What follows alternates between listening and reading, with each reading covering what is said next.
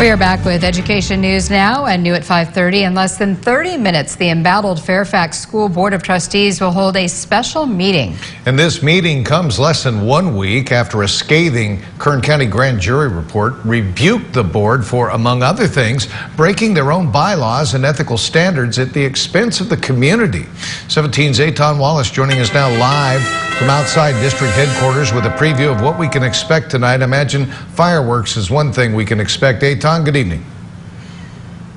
Oh yes, Jim and Tammy, good evening. Much of this meeting is scheduled to take place in closed session to address qualifications for the next superintendent here at the Fairfax School District. But part of the meeting is set for open session for public comment. And if we've learned anything over the last two Fairfax School District board meetings, things could get heated. You don't care. How do you guys sleep at night? Resign. Resign. Resign. This was just last week.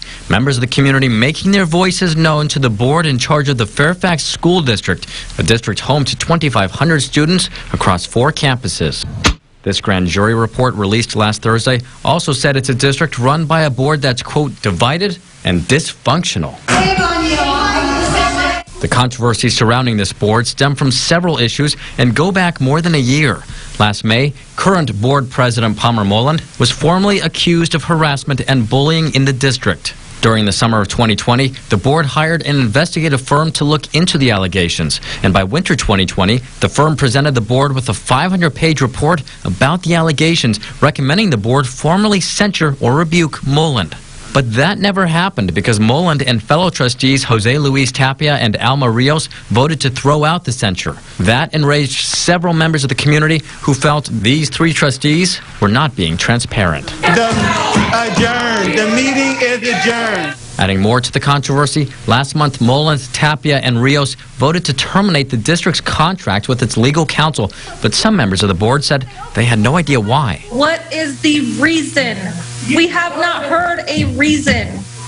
We need a reason. Fast forward to last Thursday, this grand jury report said the board has failed to allow public comment, violated its own bylaws, and took no action regarding the allegations against President Moland. Among several recommendations, the grand jury said the board should hire a conflict resolution specialist, allow more public access at meetings, and the report called on the board to remove President Moland by June 30th. Now, members of the community are organizing a recall campaign demanding Moland, Rios, and Tapia resign. It's enough. We're taking our school back. We're taking our district back. These 3 board members behind me need to resign. They are not there with honorable intentions, and our children deserve better than that.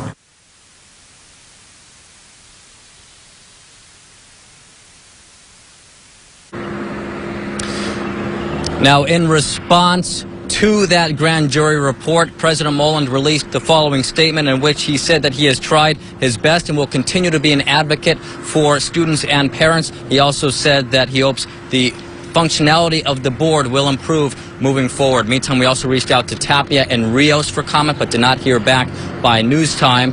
And finally, this meeting tonight gets underway in less than 30 minutes. It gets underway at 6 p.m. Reporting live in Southeast Bakersfield, Eitan Wallace, 17 News.